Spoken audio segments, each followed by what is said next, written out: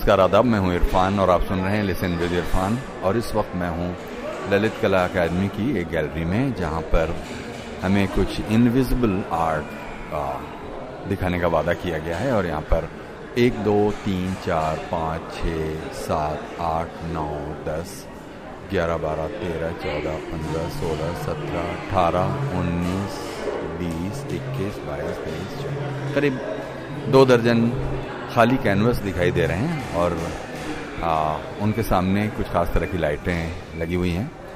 और जैसा कि यहाँ पर जो पेंटर हैं जिन्होंने ये वादा किया है कि वो इसको दिखाएंगे, वो इस गैलरी में पहले अंधेरा करेंगे और उसके बाद यहाँ पर रखी हुई लाइटों के ज़रिए या एक ख़ास तरह की टॉर्च के ज़रिए ये पेंटिंग्स दिखाई देंगी।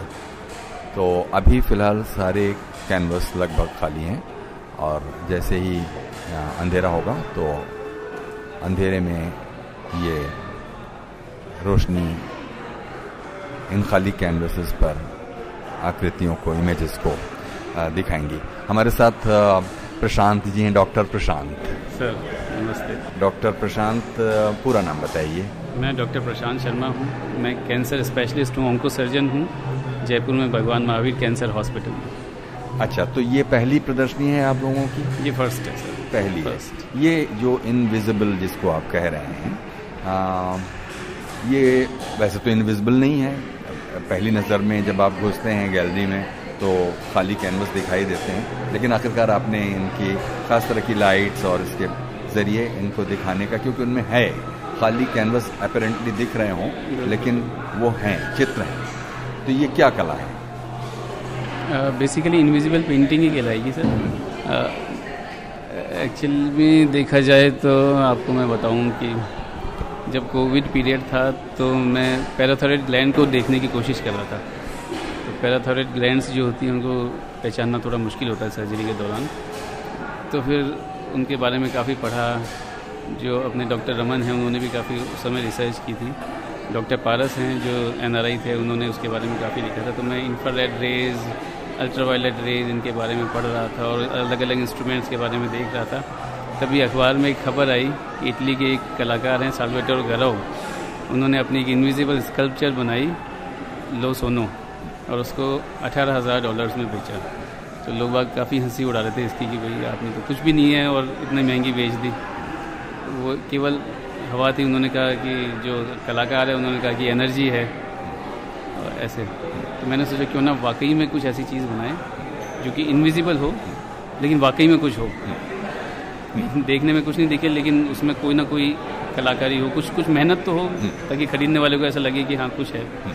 तब हमने इस एम को लेकर रिसर्च शुरू की कि धीरे धीरे आगे बढ़ते गए, अलग अलग चीज़ें पता चलती गई, अलग अलग बहुत सारी चीज़ों को करके देखा। तो फाइनली ये पेंटिंग्स बनाई और आज इनकी एग्जीबिशन लगा रहे हैं यहाँ पे। हाँ, तो इसमें देखिए 2 पहलू हैं। एक तो ये कि आपको पेंटिंग की कला में भी सिद्धहस्त होना होगा और दूसरे इसे कैसे बनाएं या क्या माध्यम इस्तेमाल करें जिससे वो अपेरेंटली इनविजिबल हो लेकिन हो वो फिर फाइनली सर्टेन लाइट में विजिबल। तो अब ये दोनों के बारे में बताइए कि आप तो ऑन्कोलॉजिस्ट हैं, तो आप खुद पेंटिंग करते हैं, बचपन से आपका शौक है? हाँ जी सर। और तब तो आप करते होंगे रंग और ब्रश और कैनवस से, जब कभी करते होंगे। अभी इसमें आपने क्या इस्तेमाल किया? बचपन में मैं usually water colour, poster colour से ही करता था। इसमें क्या इस्तेमाल किया ये तो मैं नहीं बताऊंगा, ये हमारा सीक्रेट है। और लेकिन ये है कि जो हम दोनों दोस्त हैं, हमने मिलके ये पेंटिंग्स बनाई हैं। और मैं क्या कहना चाह रहा था कि मैं भूल गया। तो ये जो पेंटिंग्स है ना, ये इस एम के साथ बनाई हमने कि इनविजिबल रहें। जो वर्ल्ड वाइड एक थीम चल रही है इनविजिबल की आजकल, कि इनविजिबल पेंटिंग्स है जो कि आपको प्रेरित करती हैं इमेजिनेशन के लिए। आप खुद इमेजिन करें और देखें तो उससे आपकी इमेजिनेशन पावर बढ़ेगी। लेकिन ये जो चीज़ें हैं, ये पेंटिंग्स ऐसी हैं कि पहले आप इमेजिन करें फिर आप देखें। तो दोनों तरह की चीज़ें हैं इसमें। ये एक अलग, एक यूनिक कंसेप्ट है। इंडिया में first time invisible painting exhibition लगी है। अच्छा, तो आप भले ये ना बताएं कि ये बनाया कैसे और क्या इसका जैसे कहते हैं कि ट्रिक ऑफ द ट्रेड है, ना बताएं, फिर भी इनमें जो लाइटें इस्तेमाल कर रहे हैं वो क्या लाइटें हैं जो हमें अल्ट्रावायलेट में अगर हम गैलरी में अंधेरा कर देते हैं तो ये जो खाली कैनवस हैं उन पर वो खास तरह की लाइट डालने से वो इमेजेस आ जाती हैं। और जब आप उसको बना रहे होते हैं तब भी उसी रेफरेंस से बना रहे होते हैं कुछ अलग। इसमें जब बनाते हैं ना तब हम अगर आपने गलती कर दी तो उसको करेक्शन का स्कोप नहीं है। अच्छा। तो it should be a single stroke painting. अच्छा, एक चीज़ है। दूसरा हमारा जो हमने जो स्लोगन लिखा है जो हमारी अभी की आज की जो एग्जीबिशन है उसका है combining science with art. So this is first time that we are combining these two modalities together. Usually जो आर्टिस्ट होते हैं अपने इंडिया में जो एजुकेशन सिस्टम है वो इस तरह का है कि 10th तक आप पढ़ो, उसके 11th में साइंस और आर्ट को अपन एकदम अलग कर देते हैं। तो वो एकदम अलग हो जाते हैं तो थिंकिंग डिफरेंट हो जाती है। अब उस अलग करके हमने वापस जोड़ दिया उनको, साइंस और आर्ट को अपन वापस जोड़ देते हैं तो ये चीज़ बनती है। मैं चाहता हूँ कि साइंटिफिक कम्युनिटी और आर्टिस्ट कम्युनिटी आपस में इंटरेक्ट करें, इंटरेक्शन बढ़ेगा तो और नई नई चीज़ें इस तरह की बढ़ेंगी। ये तो बहुत ही अच्छा आइडिया है। और बल्कि मैं खुद देखता हूँ कि जैसे गैलरी में घुसते हैं हम तो पहली पेंटिंग जो आपने लगाई वो शायद आपका चुनाव ही होगा कि पहली पेंटिंग वो लगाई जाए जिसमें एक डॉक्टर ने सुसाइड कर लिया। खुद आप एक डॉक्टर हैं, इस विषय को भले आपने आर्ट को साइंस के साथ कंबाइन कर रहे हो लेकिन एक सोशल कंसर्न भी आपका है। सर तो क्या है तो ये जो है ये प्रोफेशनल सुसाइड माना जाएगा। आइए मैं आपको दिखा रहा हूँ जी। स्टेथोस्कोप से ही सुसाइड किया इन्होंने। डॉक्टर अर्चना शर्मा जी ने जो अभी रिसेंटली सुसाइड किया उसके ऊपर बेस्ड मैंने ये बनाई है। ये जो 3 उड़ते हुए पक्षी हैं डव, ये एक हस्बैंड है 2 बच्चे हैं। अच्छा। They are trying to fly away from this whole scenario but still they are looking at the मतलब दोनों बच्चे अपने हस्बैंड उसकी तरफ देख रहे हैं because of love and affection. They are not trying to fly but still they are affected with that lady. जो सोसाइटी है, सोसाइटी में भी ज़्यादातर लोग कोई कैंडल दिखा रहे हैं, कोई फ्लावर्स दिखा रहे हैं। सोसाइटी भी ज़्यादातर लोग उनके फेवर में हैं but still they are few people, कोई डंडा दिखा रहा है, कोई पिस्टल दिखा रहा है। कुछ एक लोग हैं जो कि अगेंस्ट हैं ड्यू टू एनी रीज़न। तो उन कुछ एक लोगों की वजह से ये सारा सिनेरियो क्रिएट होता है और फाइनली जो who succumbs the overall health care of India. अच्छा, और दूसरा पहलू मैं देख रहा हूँ कि ज़्यादातर पेंटिंग्स पर आपने एक दाम मेंशन किया है जो दाम कहीं 3 लाख से 3 करोड़ तक वेरी कर रहे हैं। तो इसमें भी उसी रेफरेंस को रखें साथ में जिसमें आपने कहा कि एक इनविजिबल पेंटिंग को कितने $1000 में बेच दिया गया, ऐसा कुछ है? क्या है? बिल्कुल